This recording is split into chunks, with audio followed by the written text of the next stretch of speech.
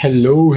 Magandang araw. Welcome to my channel. Ako nga pala si Mystico Moreno, or in short, Mismo. At dito sa aking channel, we will manifest love and light sa inyong Tagalog love reading na Mismo. Okay, so gandang araw sa inyong lahat.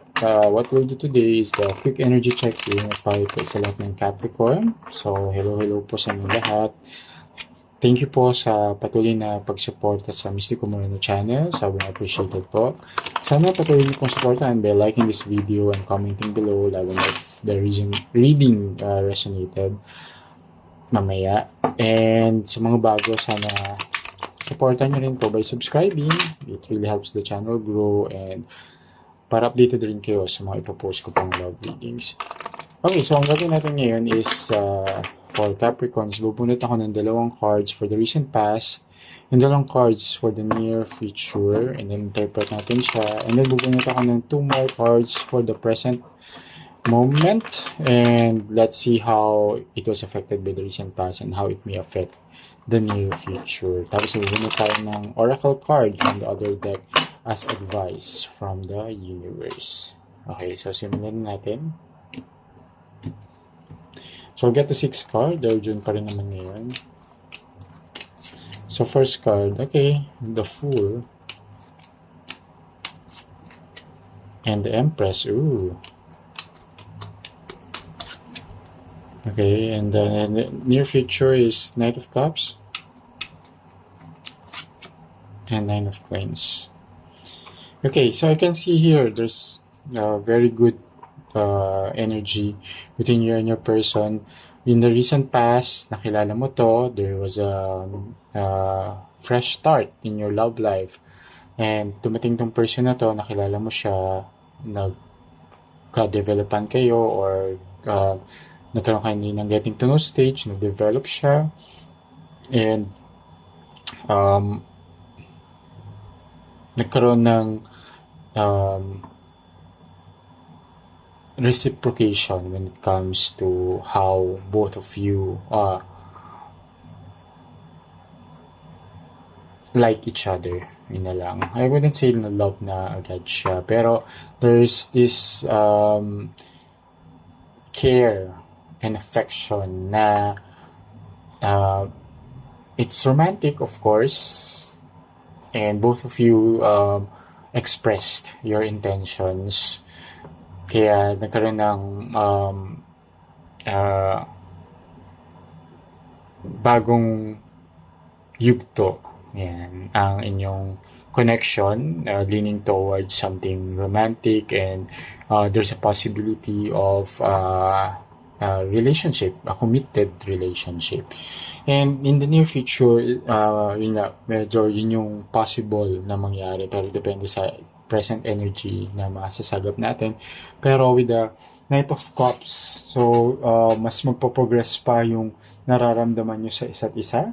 And with the Knight of Cups here, along with the 9 of Coins. So with the Knight of Cups, there's something unexpected. A gesture and expression, expressing intentions, or even a proposal in the near future about providing security, diba? And that security, I guess, is security when it comes to love. Okay? And pero let's see what's the energy ng present moment. Okay. 8 of Cups and King of Coins. Ayan. So, yes, kaya magpo-proceed siya kasi I think you're letting go na rin of whatever hesitation na nakikita nyo dito sa connection ninyo, and leaning towards abundance na siya, and about faithfulness, and proving then na the love is, yun, mas na-develop na, at the present moment, na-develop na yung love. Kasi sabi ko kanina, di ba, parang hindi ko pa siya na-feel na love in the recent past. Pero, na-develop siya, na na-let go nyo na rin yung pa-hesitations ninyo and your sort of walking away na from the idea na okay, it's just infatuation kasi kala nyo in the recent past is just also an infatuation. Medyo may doubts pa kayo pero at the present moment sigurado na kayo sa nararamdaman nyo sa isa't isa, and that's why it would lead to a better future, something a fulfillment of what you want in the relationship. Okay, and I can see here as well na very there will be an abundance talaga when it comes to the love that you will receive, and it will be reciprocated properly by you as well. Na what you receive is what you'll also give to this person, and with the there's kasi eight of coins is also self-discovery. Parang na-realize nyo na rin talaga sa sarili ninyo na gusto nyo yung person. Okay, kaya mag-proceed na siya into committed relationship as I mentioned earlier. Pero tingnan natin ngayon kung ano yung advice ni universe with this connection. So, yan. The Knight of Cups. Here. Ano yung gusto iparating din sa inyo ng universe? So, let's see.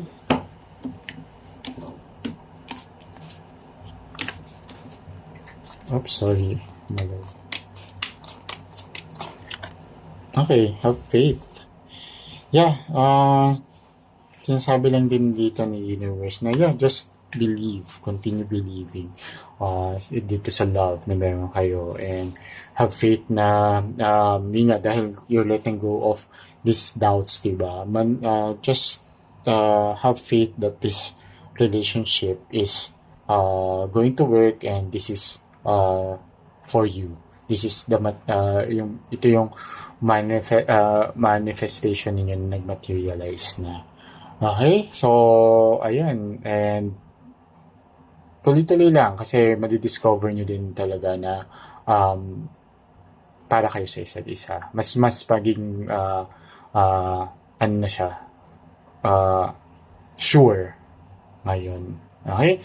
So, sana nakatulong itong reading na to. Still use this reading with discernment. And again, reminder ko pala na this reading is general and collective love reading, so it may or may not resonate with everyone. Okay? So, kita-kits na lang sa susunod ko pang love reading. Ako si Mystico Moreno, or in short, mismo. Ingat!